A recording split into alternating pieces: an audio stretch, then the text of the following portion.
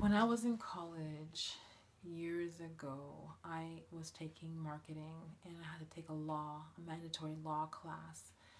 And this class was so boring, but I had met this girl in that class, this really pretty Trinidadian girl with a European accent, like an English accent.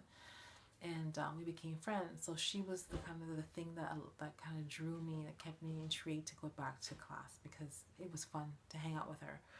But the class was boring for sure. Anyway, we used to talk about different things, about life, about her experiences, my experiences. And so one day she came to me and she said to me, have you ever considered being an escort? And I'm like, girl, no. No way. Because I knew an escort meant you go out with guys and they pay you to go out with them. And ideally that would be nice Walt Disney scenario, but really I think that what it is, they go out with you and the expectation is that you guys sleep together and they pay you for sleeping with them, which makes you kind of a prostitute.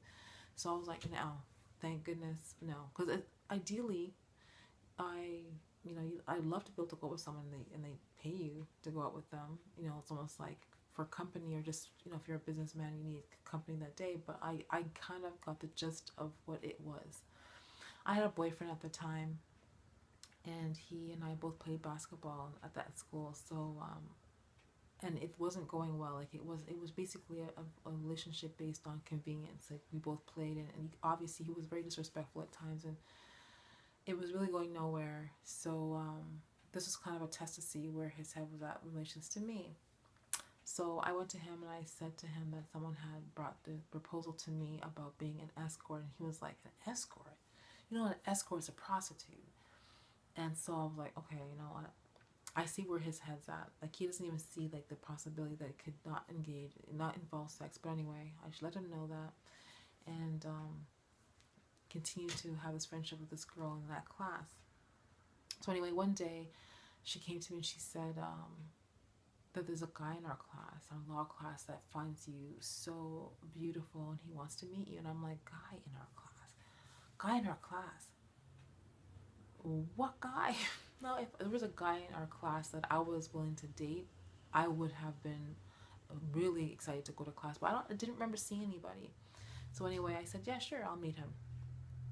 So I might have let my boyfriend know that I was going to do this, but it was just meeting, so big deal. So we met at the computer lab, and sure enough, there was this tall black guy sitting there, and he obviously knew who I was. He looked at me, he knew, like, he had seen me before, and he was like, oh, you're so beautiful. And I sat down, we introduced each other.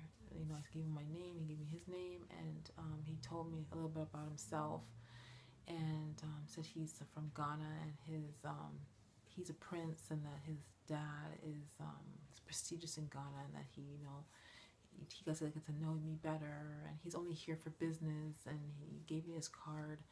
And once he's finished with the course, he's going to go back to Ghana. And he was trying to establish business here, and he was really a go-getter, really ambitious.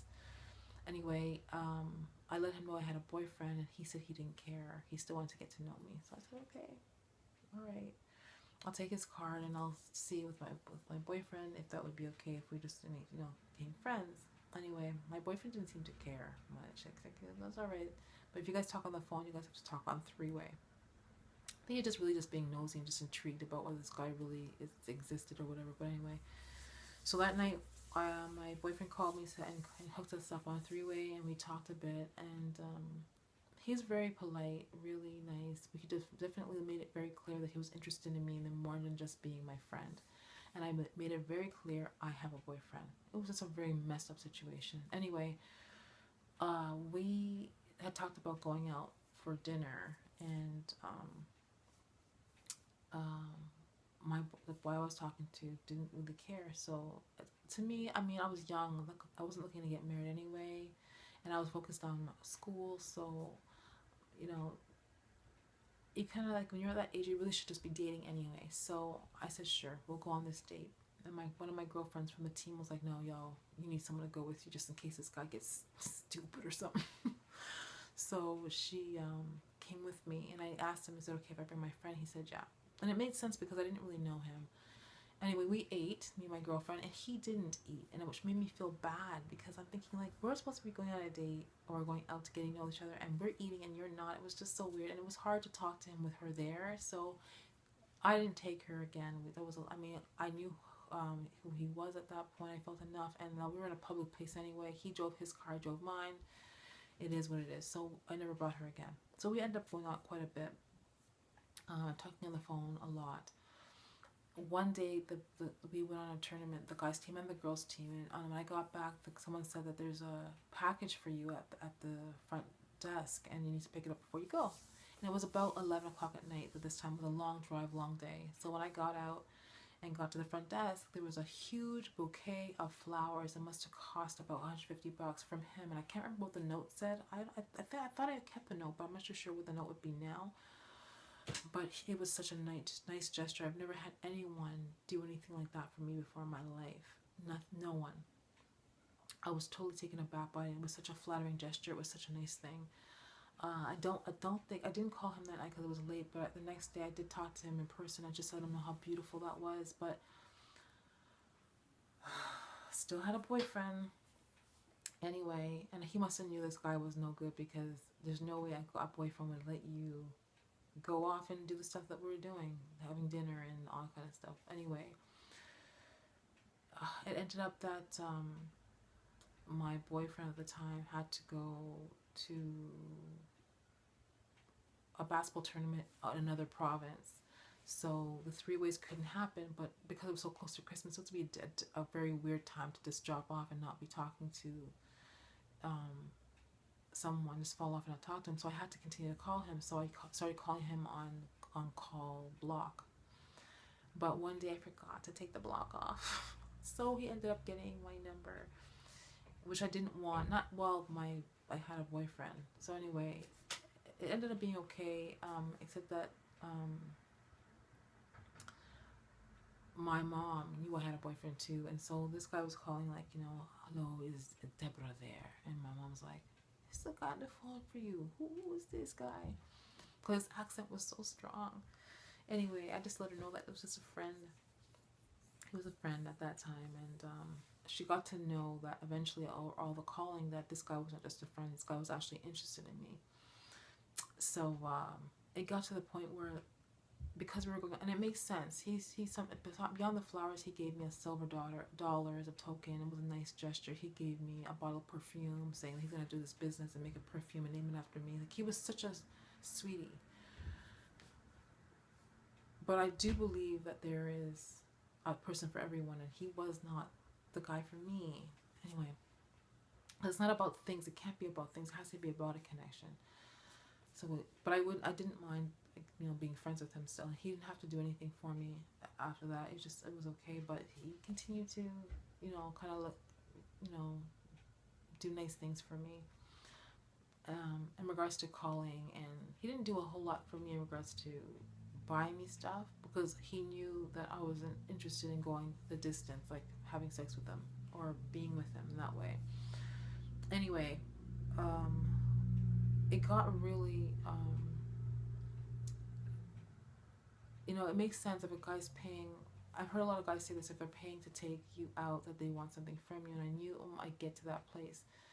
One day we were sitting down eating dinner, and I had ordered a strawberry daiquiri. And after I was finished with the strawberry daiquiri, he took the glass and put the straw to his mouth, and he was looking at me deep in my eyes. And I thought, okay, this is done. I know this is going right now. So anyway, eventually, as luck would have it, I ended up getting pregnant for the guy I was talking to, and we broke up. So I felt bad about that. It was kind of like, it was heart-wrenching for me, because I didn't want to have a child like that, and it was just the situation with this guy was horrible. He was really not a nice person to me. So I ended up not calling this gentleman anymore, and I had moved out into my own place, and just thought I was going to start fresh and start my life over, and start from this point on. And I ended up getting a phone call from my mom saying that this gentleman had called. He called, And this might have been like maybe 3 or 4 years after all this. He still had my number. He still called me. He said that, he wanted to talk to me. He still wanted to marry me. He wanted to, give me a son, all this stuff. And I just thought, wow.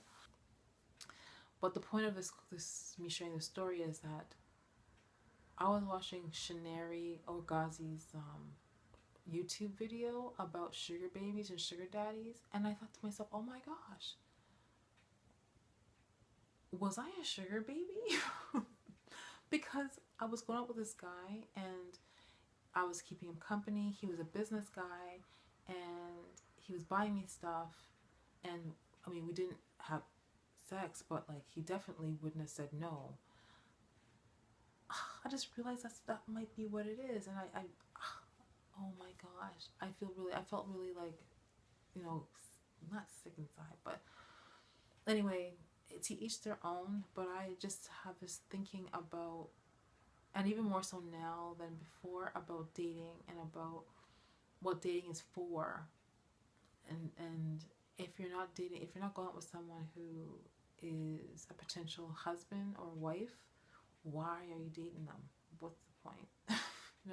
And I wish someone had told me that years ago, because a lot of the choices I made, I would never have made them. If someone's showing you signs that they're not husband material or wife material, why are you going on a date? Good question. Anyway, I have to share my sugar baby story with you. Kind of fell into it that way. Wasn't an intention, and you know what? I'm not a gold digger. I'm not trying to. I think really what it was is that a lot of people, the people I was playing ball with, were intrigued by it. Was kind of interesting to them, and